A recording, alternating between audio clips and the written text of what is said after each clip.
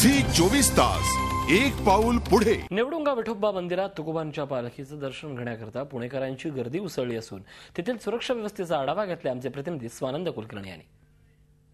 आपण सध्या निवडुंगा विठोबा मंदिरात आहोत आणि माझ्या मागे तुकोबांची पालखी आहे। आपण पाहू शकतो की काल रात्रीपासून ही पालखी इथे आहे आणि भाविकांची अक्षरशः रीग लागलेली आहे तुकाराम महाराजांच्या पादुकांचं दर्शन घेण्यासाठी। आजचा संपूर्ण दिवस पण ही पालखी इथेच मुक्कामी असणार आहे आणि उद्या सकाळी इथून या पालखीचं प्रस्थान होणार आहे सकाळी 7 वाजता। त्यामुळे तोपर्यंत भाविकांची रीग, पुणेकरांची रीग ही पादुकांचं दर्शन घेण्यासाठी अशाच पद्धतीने राहणार आहे। आपल्याबरोबर आहेत मंदिराचे व्यवस्थापक आनंद पाध्ये। पाध्ये साहेब, कालपासून पालखी इथे आहे, आतापर्यंत साधारण किती भाविकांनी दर्शन घेतलं? आतापर्यंत साधारण 1,00,000-1.5 लाख भाविकांनी दर्शन घेतलेलं आहे। आणि एकूण भाविकांची गर्दी पाहता काय वेगळ्या व्यवस्था सुरक्षेच्या दृष्टीने करण्यात आलेल्या आहे? पालखीची यंदाच्या वर्षी जास्त सुरक्षा पोलिसांनी ठेवलेली आहे। साधारण आत्ताच्या सध्याच्या दहशतवादाच्या ह्याने त्यांनी खूप सुरक्षा ठेवलेली आहे। संपूर्ण बाहेर सुरक्षा आहेच।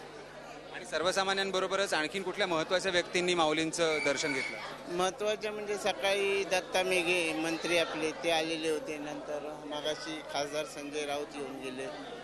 त्याच्या आधी देवतळे येऊन गेले, संजय देवतळे सांस्कृतिक मंत्री ते येऊन गेले।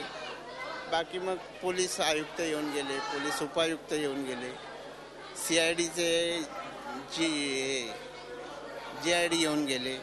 तर एकूणच आपण पाहतोय की सर्वसामान्यांबरोबर राजकारणी लोकांनाही राहवत नाहीये तुकाराम महाराजांच्या पादुकांचं दर्शन घेतल्याशिवाय। उद्या सकाळी ही पालखी इथून प्रस्थान होईल, तोपर्यंत आता भाविकांची ही गर्दी अशाच पद्धतीने वाढत राहणार आहे। व्हिडिओ जर्नलिस्ट अमित पवार सह स्वानंद कुलकर्णी, झी मीडिया, निवडुंगा विठोबा मंदिर। झी 24 तास एक पाऊल पुढे।